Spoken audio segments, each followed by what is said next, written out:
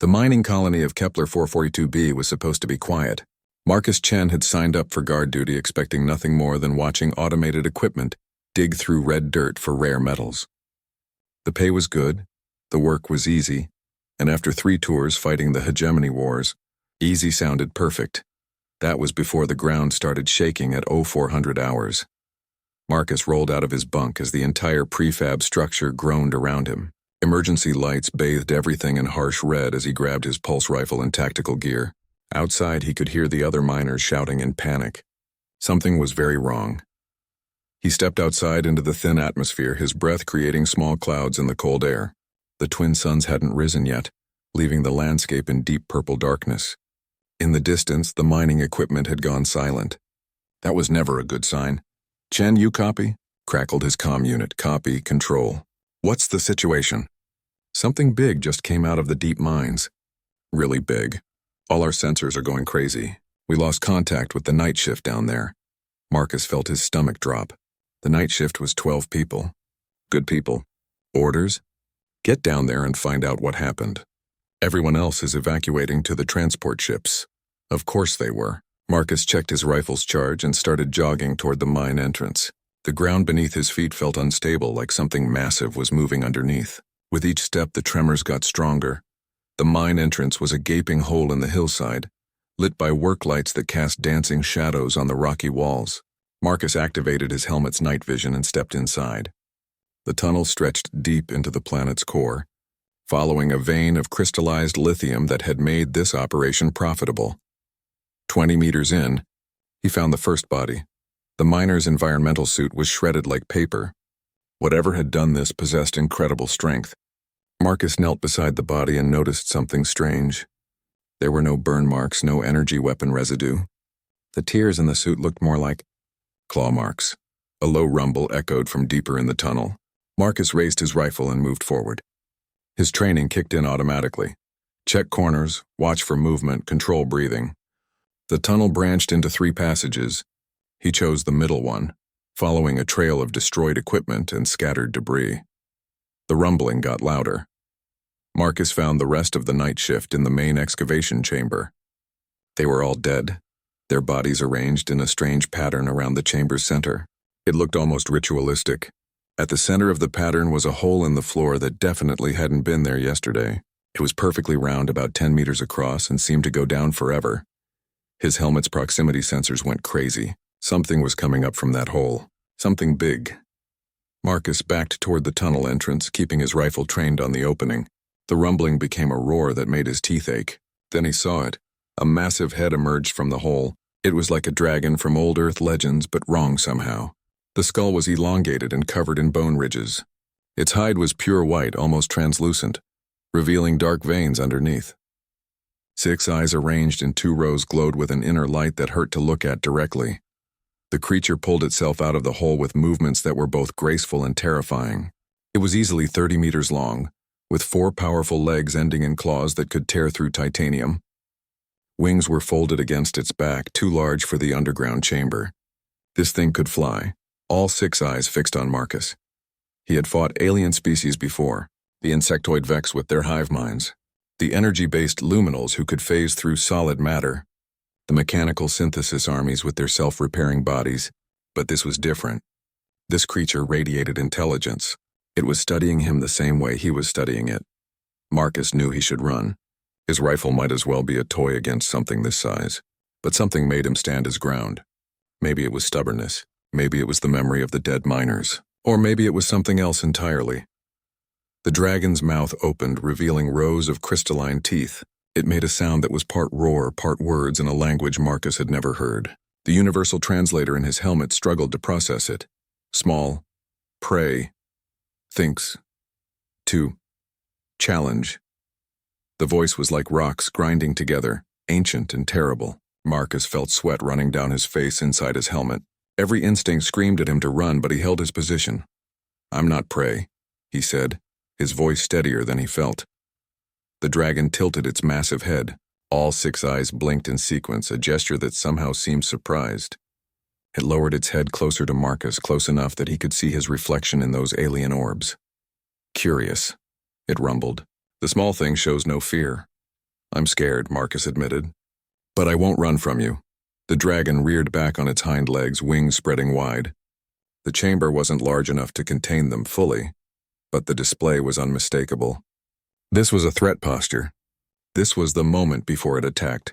Marcus raised his rifle. He knew it wouldn't save him, but he'd go down fighting. That was the human way. The dragon launched itself forward with impossible speed. Marcus had time for one shot before those massive claws would tear him apart. But instead of firing, he did something that surprised even himself. He stood perfectly still and looked the creature directly in all 6 of its eyes. The dragon stopped inches away from him. Its claws extended, its mouth open in a killing bite. It stayed frozen in that position for several heartbeats. Marcus could feel its breath, hot and smelling of ozone and metal. Then something changed in those alien eyes. The predatory gleam faded, replaced by something Marcus couldn't identify. The dragon slowly lowered itself back to all 4 legs, never breaking eye contact. Impossible, it whispered, its voice now filled with something that might have been awe. You carry the mark. Marcus had no idea what that meant, but he sensed this was a turning point. Whatever happened next would determine not just his fate, but possibly the fate of everyone on this planet. The dragon began to circle him, moving with careful, measured steps. Marcus turned to keep facing it, his rifle still ready but no longer aimed. He was no longer looking at a predator. He was looking at something that was as confused as he was. The hunt had become something else entirely. The dragon continued its slow circle around Marcus, each step deliberate and measured. Its massive claws clicked against the stone floor with a rhythm that reminded Marcus of a heartbeat. The creature's 6 eyes never left him, studying every detail of his face and form. What mark? Marcus asked, keeping his voice steady despite the surreal nature of the conversation. I don't know what you're talking about. The dragon stopped circling and lowered its great head until it was level with Marcus's chest. This close, he could see that its white scales weren't actually solid. They were translucent, like frosted glass, with dark patterns flowing underneath like living tattoos. Remove the face covering, the dragon commanded. I must see clearly, Marcus hesitated.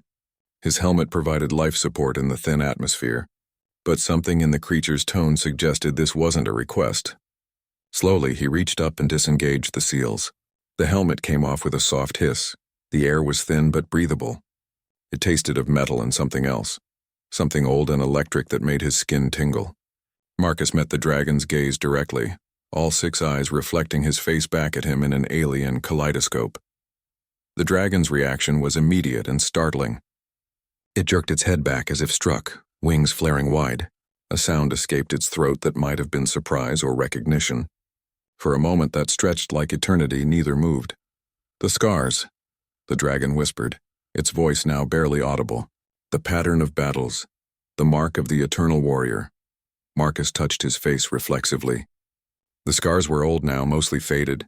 Shrapnel from an explosion during the siege of Proxima, a blade cut across his jaw from hand-to-hand combat on Titan Station. Burns from energy weapons that had come too close. He'd never thought of them as anything special, just reminders of conflicts he'd survived. These are just scars, he said. Battle damage. Nothing more. No. The dragon's voice grew stronger, more certain. You do not understand what you carry, the pattern, the proof. The creature began to pace again, but this time its movements were agitated, almost frantic. Its tail lashed behind it, sending chunks of stone flying. When it spoke again, there was something in its voice that Marcus hadn't heard before. Fear. My kind have. Waited, watched, searched the stars for cycles beyond. Counting, the prophecies spoke of the scarred ones, the warriors who carry their battles on their flesh, but we thought it. Myth legend, Marcus lowered his rifle completely. Whatever this was about, he was no longer in immediate danger. The dragon's aggression had transformed into something else. A mix of reverence and terror that made no sense. I'm just a soldier, Marcus said. Human. From Earth originally, but I've been fighting in the outer colonies for years. There's nothing special about me. Human. The dragon tested the word like it was foreign. That is the name of your kind? Yes, and you fight. Always? Marcus thought about it. Not always, but often humans seem to find reasons to fight. Each other, alien species, the universe itself sometimes. It's what we do. The dragon settled onto its belly, bringing its head closer to Marcus's level. This gesture felt significant somehow, like a formal shift in their dynamic. Tell me of these battles, the ones that marked you. Marcus wasn't sure why he complied, but something about the dragon's request felt important. He began to speak, describing the conflicts he'd survived.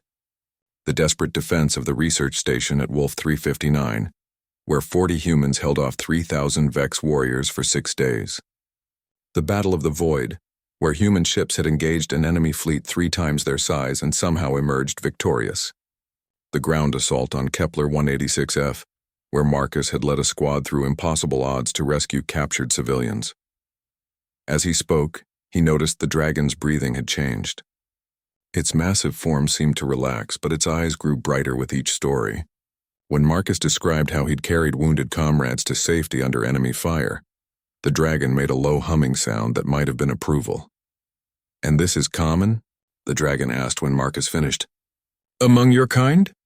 "The fighting?" "Yes, the surviving?" Marcus shrugged. "Less common. I've been lucky." "Luck."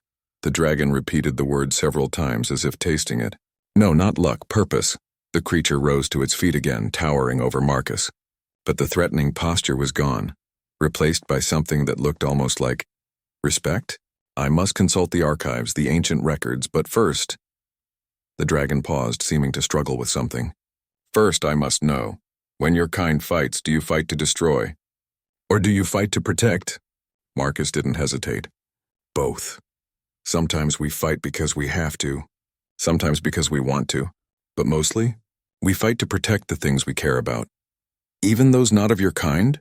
Marcus thought of the refugee camps he'd helped defend, aliens fleeing wars they hadn't started, children of species he'd never heard of, crying in languages he couldn't understand.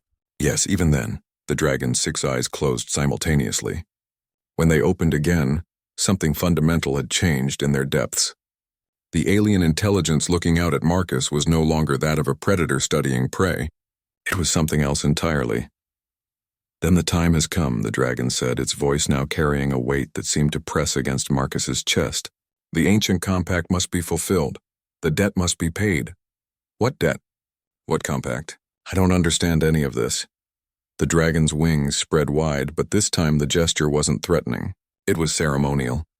"Long ago, before your kind reached the stars, my people made a promise, a vow to serve the eternal warriors when they finally emerged from the depths of space.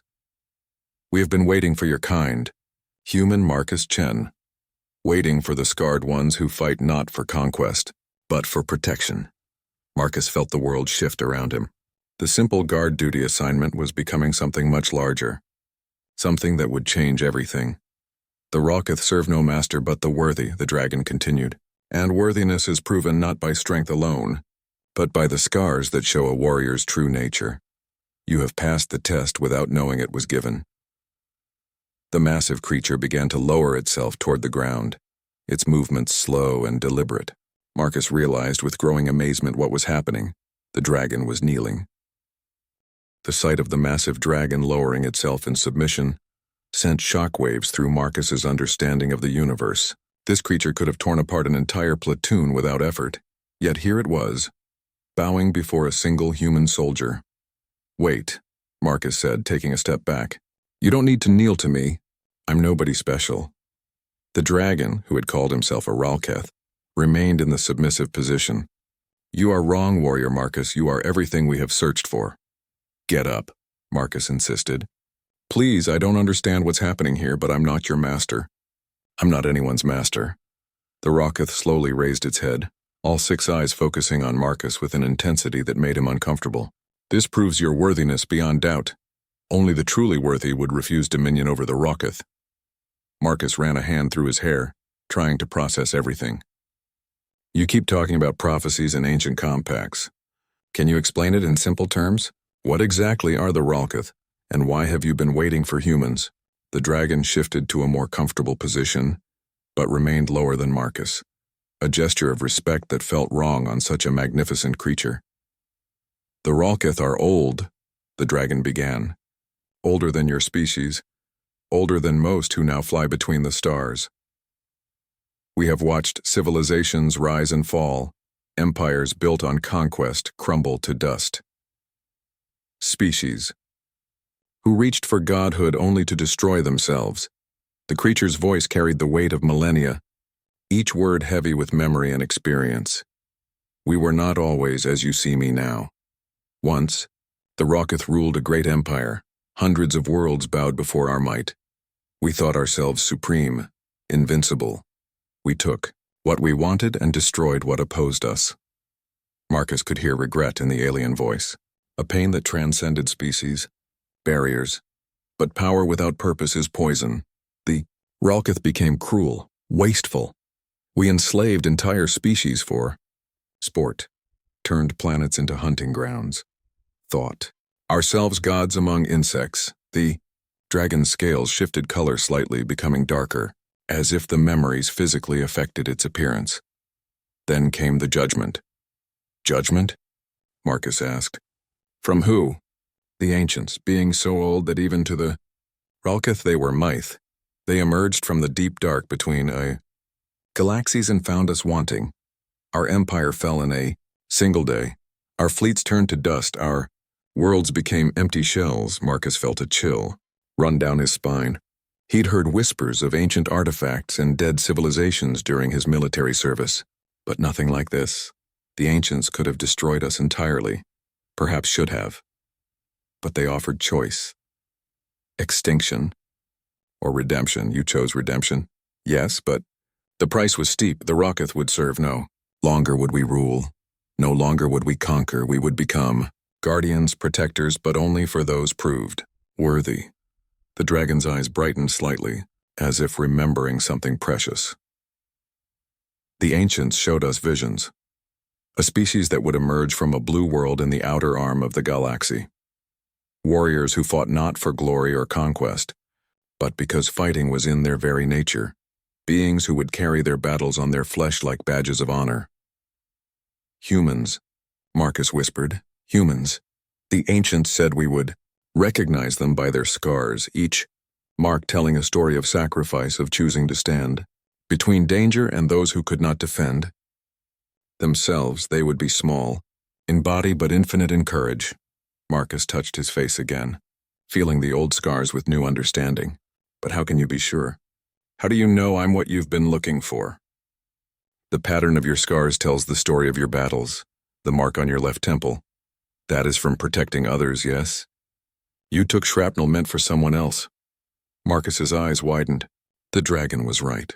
He'd thrown himself over a wounded comrade during an artillery barrage. How could you possibly know that? The ancients taught us to read the warrior's marks. The scar on your jaw, a blade wound from close combat. But the angle tells us you are not attacking. You were defending. Standing your ground. When retreat would have been wiser, every word was true. Marcus had been defending a checkpoint, holding the line while civilians evacuated behind him. And these, the Rocketh gestured towards smaller scars on Marcus's hands and arms. These are from rescuing others. Cuts from twisted metal as you pulled survivors from wreckage, burns from fires you entered to save lives. Marcus felt dizzy. His entire military career suddenly looked different through alien eyes. What he'd seen as just doing his job, this creature saw as proof of prophecy. But the greatest proof, the Rocketh continued, was your reaction when I threatened you. Lesser beings would have fled or begged. Conquerors would have attacked in rage. But you stood firm, ready to die if necessary, but showing no hatred, no desire to dominate, only the resolve to do what must be done. I was terrified, Marcus admitted. Fear is wisdom. Courage is acting despite fear. The combination is what the ancients marked as the sign of worthiness. The dragon began to rise from its submissive position, but moved slowly as if asking permission. For 30,000 of your years, the Rocketh have waited. We have hidden ourselves in the deep places of dead worlds. We have watched your kind spread across the stars. We have seen you fight the Vex, the Luminals, the Synthesis, always outnumbered, always outgunned, always victorious through sheer determination. Marcus thought about humanity's expansion into space. Every step had been a fight. Every new world contested, humans had earned their place in the galaxy through blood and sacrifice. The other species fear you, the Rocketh continued. They call humans the endless warriors or the undying fighters. They do not understand that your strength comes not from love of battle, but from love of what you protect. And now? Marcus asked. What happens now that you've found us? The dragon's form seemed to grow larger, more magnificent. Its scales brightened to pure silver white and its eyes blazed with inner fire. Now, the compact is fulfilled. The Ralketh will stand with humanity. Your enemies will become our enemies. Your battles will become our battles. The ancient debt is finally paid. Marcus felt the weight of history settling on his shoulders. A guard duty assignment had become a first contact situation that would reshape the galaxy. But one question remained. Why me? Why not our leaders? Our generals? The Ralketh's massive head tilted in what might have been amusement. Because, Warrior Marcus, leaders can lie. Generals can deceive. But scars? Scars tell only truth. Marcus sat down heavily on a chunk of fallen stone, the weight of revelation pressing down on him. The Ralketh remained nearby, its massive form coiled in a respectful position that somehow made the creature look less intimidating and more protective. You said scars tell only truth, Marcus said finally. But you don't know the whole truth about these scars. You don't know the failures. The dragon's 6 eyes focused on him with renewed intensity. Speak. Marcus traced the scar along his temple, remembering. This one? Yes, I saved someone. Private Jennifer Walsh, 20 years old, first deployment. But I didn't save her because I was brave. I saved her because I screwed up. He could see that day clearly in his memory. The artillery barrage that shouldn't have reached their position. The evacuation that went wrong because he'd miscalculated the enemy's range. I was the squad leader. I made the call to hold that position longer than we should have. My mistake put her in danger in the first place. When the shells started falling, I threw myself over her because it was my fault she was there. The Ralketh listened without judgment, its expression unreadable. And this one, Marcus continued, touching his jaw. From Titan Station, you said I was defending, standing my ground. But what you don't see is that I was the only one left alive to defend anything. My entire unit was dead because I led them into an ambush. The memories came flooding back. 12 good soldiers following his orders into what should have been a routine patrol. The synthesis units waiting in the shadows. The plasma fire that cut through his people like they were paper. I held that checkpoint because there was nowhere left to run. The civilians behind me weren't just random people. They were the families of the soldiers who died following my orders. The least I could do was make sure their deaths meant something. Marcus looked up at the dragon, expecting to see disappointment or revision in those alien eyes. Instead, he saw something else entirely. And yet you continued to fight, the Ralketh said softly. Despite failure, despite loss, despite knowing that more would die, someone had to. No. The dragon's voice was firm. Many could have.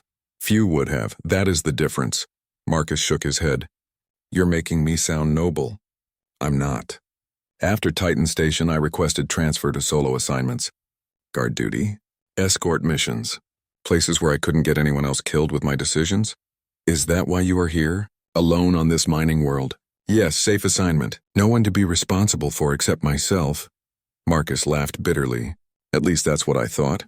The Ralketh shifted position, moving closer but remaining at Marcus's eye level. Tell me of the other scars. Marcus looked at his hands, covered in small marks from a dozen different rescues. These? Most of them are from the refugee camp on Kepler 442c. Not a battle, just cleanup. He remembered that assignment. Thousands of alien refugees fleeing the Vex expansion. Overcrowded camps, insufficient supplies, and a human peacekeeping force stretched too thin. There was a fire in the Zephyrian section. Their children sleep in communal pods, dozens together for warmth. When the blaze started, the emergency exits were blocked by supply crates. Marcus could still smell the smoke, still hear the high-pitched calls of the Zephyrian young in distress. I wasn't supposed to go in, wasn't my sector. But their parents couldn't fit through the ventilation shafts, and the fire department was 20 minutes away. So I went in. He held up his hands, showing the Ralketh the network of thin scars across his palms and fingers. Crawled through burning metal shafts 17 times. Pulled out 63 kids. Lost most of the skin on my hands doing it. And how many died? Marcus closed his eyes. None. All 63 survived. Yet you speak of this as though it were failure, because it was preventable. The emergency exits should never have been blocked. If I'd done my job better, checked the safety protocols more carefully, those kids would never have been in danger. The Ralkith was quiet for a long moment. When it spoke again, its voice carried a tone Marcus hadn't heard before, something almost like wonder. You blame yourself for every death, every injury, every moment of pain that occurs within your sphere of influence. That's what leadership means. Responsibility. No, the dragon said firmly. That is what humanity means. The creature rose to its full height, wings spreading wide in what Marcus now recognized as a gesture of respect rather than threat. I have observed hundreds of species across thousands of years. None carry guilt as your kind. Do none take responsibility for suffering they did not cause? Most civilizations blame others for their failures and claim credit for their successes. Humans do the opposite. Marcus stood up, feeling uncomfortable with the dragon's praise. That's not special. That's just being decent. Exactly. The Ralkith's eyes blazed brighter. Decent. A concept so rare in the universe that most languages have no word for it. The dragon began to pace again, but this time its movements were excited rather than agitated. Do you know what other species call your kind behind closed doors? The apology makers, the conscience bearers, the ones who mourn their enemies. Marcus frowned. That doesn't sound like a compliment. To them, it is not. They see it as weakness, but to the ancients, it was the greatest possible strength. The ability to feel pain for others' suffering, to accept blame for circumstances beyond your control, to continue fighting despite knowing you will make mistakes that cost lives. The Ralkith stopped pacing and fixed all 6 eyes on Marcus. The mark the ancients spoke of was not just physical scars, it was the scars on your spirit. The wounds that come from caring too much in a universe that cares too little. Marcus felt something shift inside him, a piece of a puzzle clicking into place. The other miners, the ones who died when you came up from the deep mines. I should have been faster. Should have gotten here sooner. Yes, the Ralkith said simply. You will blame yourself for their deaths. You will carry that guilt for the rest of your life, even though you could not have known. Even though you arrived as quickly as possible. This is the human way. It hurts, Marcus admitted. Of course it hurts. That is why the ancients knew your kind would be worthy. Only beings who feel pain for others can be trusted with power over others. The dragon lowered its head until it was level with Marcus's face. The Ralkith have spent 30,000 years learning to suppress our natural instincts for dominance and conquest. It is a constant struggle. But humans, you suppress those instincts naturally, instinctively, even when it would be easier not to. Marcus thought about all the times he'd been offered promotions, opportunities to move up the command structure, all the times he'd turned them down because he didn't trust himself with more responsibility.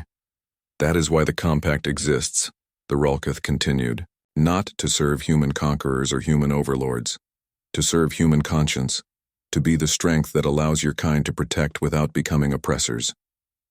The massive creature stepped back and, to Marcus's amazement, began to lower itself again into the submissive position. The ancient debt is finally paid. The Ralkith serve.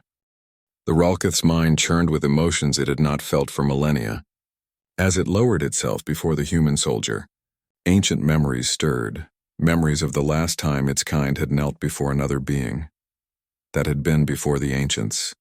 In the dark days when the Ralkith Empire consumed worlds like a cancer, even then they had knelt only to death itself, and only when forced. But this was different. This was choice. The human called Marcus stood there looking uncomfortable, almost embarrassed by the gesture of submission. That reaction alone would have been enough to confirm his worthiness, but the Ralkith found itself studying every detail of the small figure before it. Humans were so fragile. The Ralkith could see the life force flowing through Marcus's body, bright but brief like a candle flame compared to the nuclear fire that burned in draconic hearts. Yet somehow this flickering light had accomplished what eons of searching had not. It had brought peace to a tortured soul. Please don't kneel to me, Marcus said again, his voice tight with discomfort. I told you I'm not worthy of that kind of respect. The Ralketh raised its head, studying the human's face. Your discomfort with reverence is itself proof of worthiness. The ancients showed us this in their visions. The worthy ones would reject worship. But there was more than prophecy at work here. The Ralketh could feel something happening within its own mind. Ancient barriers crumbling, old wounds beginning to heal. For 30,000 years it had carried the shame of its species' past, the weight of genocide and cruelty committed in the name of racial superiority. I must tell you something, the Ralketh said, shifting to a more comfortable position. When I emerged from the deep places of this world, I did not come seeking humans. I came because I was angry. Marcus raised an eyebrow. Angry about what? The mining operation, the deep drilling. Your kind broke through into sacred spaces, chambers, where the Ralketh have meditated for centuries, places where we keep the records of our shame. The dragon scales shifted to a darker hue, reflecting its emotional state. I rose intending to destroy the intruders, to protect our secrets. I killed your miners without thought, without mercy. In that moment, I was what the Ralketh used to be, a destroyer. Marcus listened without judgment, his expression serious but not condemning. But when I saw you, the Ralketh continued, when I looked into your eyes and saw no hatred, only determination, something changed. The rage that had driven me for so long simply vanished. The dragon extended one massive claw and gently touched the stone floor where Marcus had stood his ground. For 30,000 years, I have fought against my nature, suppressed the urge to dominate, resisted the desire to rule. It has been difficult, lonely sometimes. I wondered if the ancients had been wrong, if redemption was truly possible for my kind. Marcus stepped closer, his fear apparently forgotten. What changed when you saw me? I saw what I could become, the Ralketh said simply. Not what I was, but what I could be. In your scars, I saw the possibility of earning peace through service rather than dominance. The dragon's 6 eyes blinked in sequence, a gesture of deep emotion among its kind. The Ralketh have strength beyond measure. We can live for millennia. We can survive in the vacuum of space, withstand the heat of stellar cores, tear apart battleships with our claws. But all that power is meaningless without purpose. And you think serving humanity is that purpose? Not serving humanity, the Ralketh corrected. Serving what humanity represents. Conscience, protection, the choice to suffer so others do not have to. The dragon began to pace again, its movements more fluid now, as if a great weight had been lifted from its shoulders. Do you know why the ancients chose humans as the worthy ones? It was not because your kind never fails, it was because when you fail, you learn. When you cause harm, you seek to make amends. When you gain power, you question whether you deserve it. Marcus rubbed the back of his neck, a gesture the Ralketh was learning to recognize as embarrassment. That makes us sound better than we are. Humans have done terrible things. Wars, genocide, slavery. We're not saints. No, the Ralketh agreed. But when humans do terrible things, other humans stop them. Your species fights itself to prevent atrocities. You punish your own leaders. When they become corrupt, you have civil wars to abolish slavery. This is unheard of among other species. The dragon settled into a more relaxed position, its massive form coiled like a living mountain. The Vex follow, hive directives without question. The luminals consider themselves beyond moral judgment. The synthesis believe efficiency justifies any action. But humans? Humans argue about right and wrong even in the middle of battles. Marcus laughed despite himself. That's true. We do tend to overthink things. It is not overthinking, it is caring. And caring is what the ancients recognized as the rarest quality in the universe. The Ralketh's mind turned to the future, to possibilities that had seemed impossible just hours before. For the first time in 30 millennia, it felt hope. There are others of my kind, it said, scattered across the galaxy, hiding in the deep places waiting for the prophecy to be fulfilled. When word spreads that the worthy ones have been found, how many others? Marcus asked. Perhaps 1,000, maybe. 2. We are not a numerous species anymore. Most died in the Yuri. Purge the ancients brought upon us. Those who survived did so by rejecting everything we had once been. The dragon's voice grew thoughtful. They will want proof. The Rocketh have been disappointed before. Other species that seemed promising but failed. The final test. The Zelani who showed courage, but lacked compassion. The first ones who had wisdom but no humility. What kind of proof? The scars are proof enough for me, but others will need to see humans in action, to witness the choices your kind makes when faced with difficult situations. Marcus looked troubled. You're talking about putting my species on trial. Not a trial, the Ralketh said quickly. A demonstration. A chance to show the galaxy what the ancients saw in humanity. What I saw in you today. The dragon extended its wings slightly, a gesture of protection and partnership. But first, we must deal with the immediate problem, the mining operation, the dead, the authorities who will come looking for answers. Marcus nodded, his expression growing serious. The evacuation ships will be back with reinforcements. When they find the bodies, they will assume I am a monster to be destroyed, the Ralketh finished. And perhaps they would be right. The deaths I caused cannot be undone. But they can be explained, Marcus said firmly.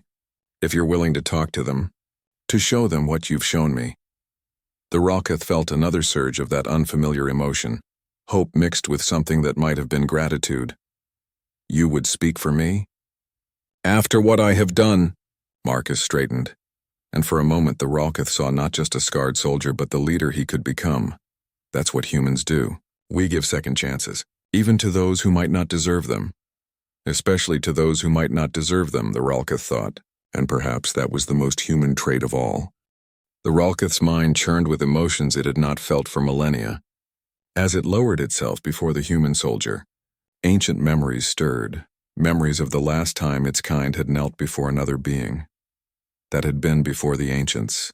In the dark days when the Ralketh Empire consumed worlds like a cancer, even then they had knelt only to death itself, and only when forced. But this was different.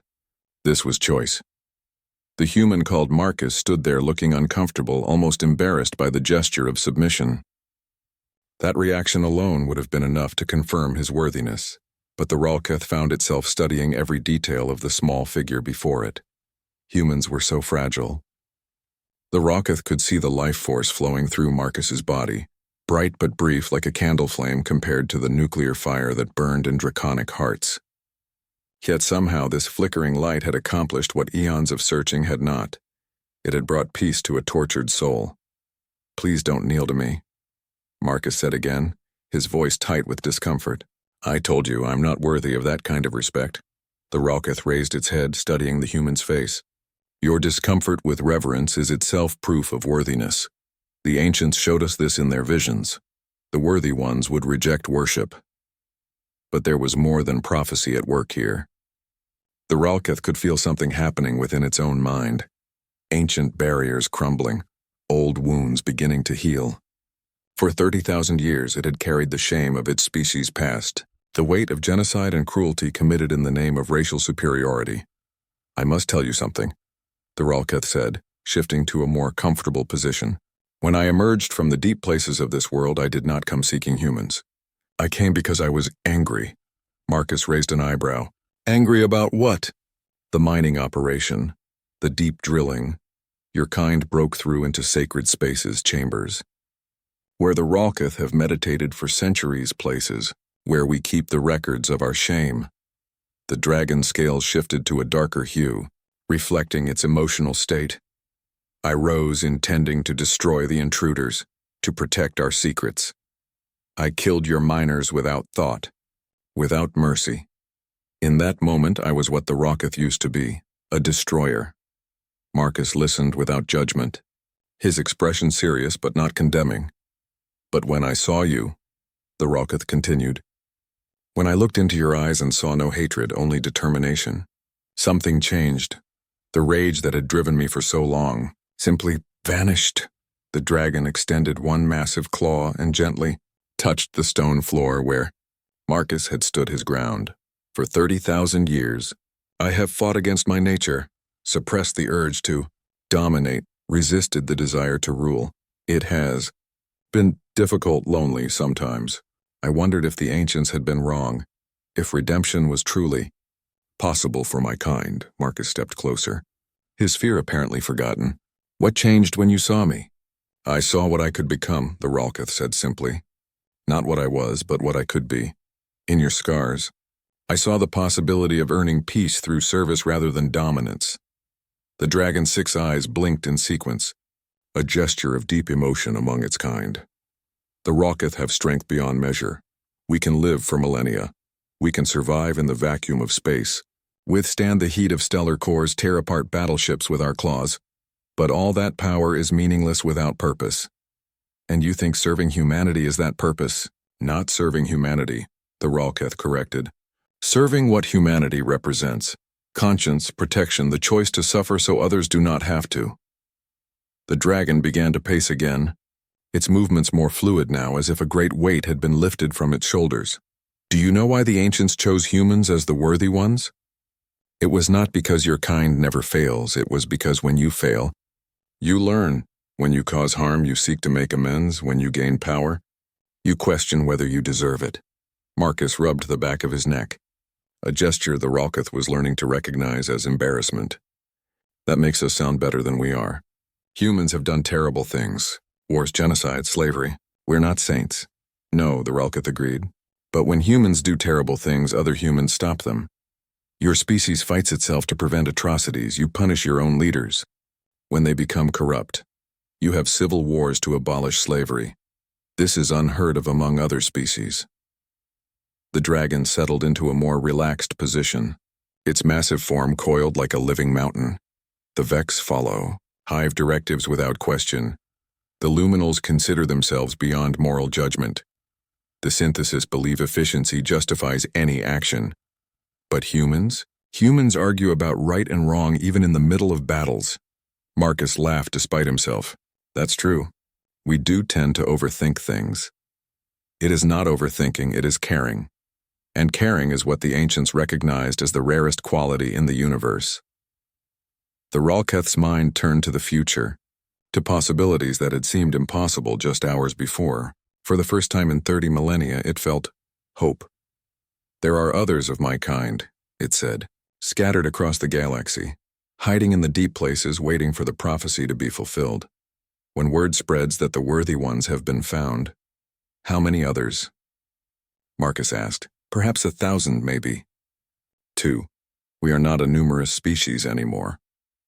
Most died in the Yuri, purge the ancients brought upon us. Those who survived did so by rejecting everything we had once been. The dragon's voice grew thoughtful. They will want proof. The Ralketh have been disappointed before. Other species that seemed promising but failed. The final test. The Zelani who showed courage, but lacked compassion. The first ones who had wisdom but no humility. What kind of proof? The scars are proof enough for me, but others will need to see humans in action, to witness the choices your kind makes when faced with difficult situations. Marcus looked troubled. You're talking about putting my species on trial. Not a trial, the Ralketh said quickly. A demonstration. A chance to show the galaxy what the ancients saw in humanity. What I saw in you today. The dragon extended its wings slightly, a gesture of protection and partnership.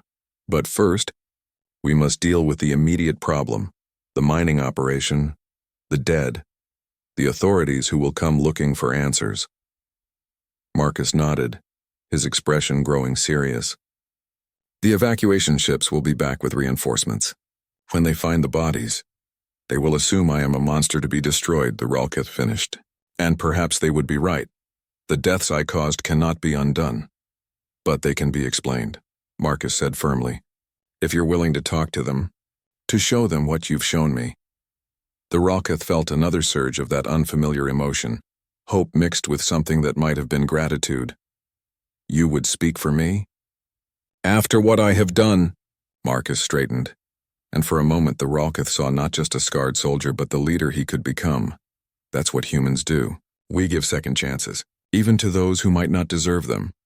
Especially to those who might not deserve them, the Ralketh thought, and perhaps that was the most human trait of all. The moment stretched between them like a bridge spanning 30,000 years of waiting. Marcus looked up at the magnificent creature before him. This, Ralkith, who had emerged from the depths, carrying the weight of an ancient prophecy and the pain of his people's redemption.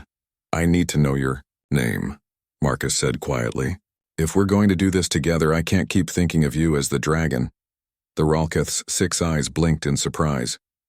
In all the scenarios it had imagined over the millennia, the human asking for its name had never been one of them. "I am called Thaxandra in the Old Tongue. It means seeker of light in dark places." "Thaxandra," Marcus repeated, his human vocal cords struggling with the alien syllables. "I can work with that. Though I might shorten it to Thax if that's okay with you." The dragon, Thax, felt something warm unfurl in its chest. A name freely given, freely shortened. Such a small gesture, yet it carried more weight than any formal ceremony. "Thax will suffice," it said.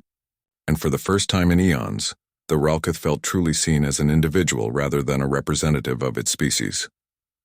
"Good," Marcus said. "Now, Thax, I need you to understand something. When those ships come back, and they will come back soon, there's going to be fear. A lot of it. Humans don't have prophecies about dragon allies. What they'll see is a creature that killed 12 people." Thax lowered its head in acknowledgement of the truth. "I understand. I am prepared to face their judgment." "That's not what I'm asking," Marcus said, stepping closer. "I'm asking if you trust me enough to let me handle the first contact. To speak for you until we can find a way to explain all this without starting a war." The question struck Thax to its core. Trust. When was the last time it had trusted another being? When was the last time anyone had asked for its trust rather than demanding its submission? "I trust you, Marcus Chen," Thax said, and the words felt like prophecy themselves. "But what will you tell them?" Marcus was quiet for a moment, thinking. "The truth, or as much of it as they can handle at first. That you emerged because of the mining operation. That there was a misunderstanding. That you're willing to make amends. And if they demand retribution for the deaths, then we figure it out together," Marcus said simply. "That's what partners do, partners." The word resonated through Thax's consciousness like a bell. Not master and servant, not conqueror and conquered. Partners. "Marcus," Thax said, its voice carrying a formal weight. "I must ask something of you, something that will seem strange. Ask. The ancient compact requires a ritual, a formal bonding between Ralkith and Worthy One. Without it, the alliance cannot be recognized by my kind." Marcus raised an eyebrow. "What kind of ritual?" "Nothing painful," Thax said quickly, reading the wariness in the human's expression. "The Ralkith must offer submission. The Worthy One must accept responsibility. It is symbolic, but necessary. I already told you, I don't want you to submit to me." "Not to you," Thax corrected. "To what you represent. To the ideal of protection over conquest. To the choice to serve rather than rule." Marcus studied the great creature for a long moment. "And what would I be accepting responsibility for? For the lives under Ralkith protection. For the choices made in the name of alliance. For the burden of power wielded in service of others. That's a lot of responsibility for one soldier."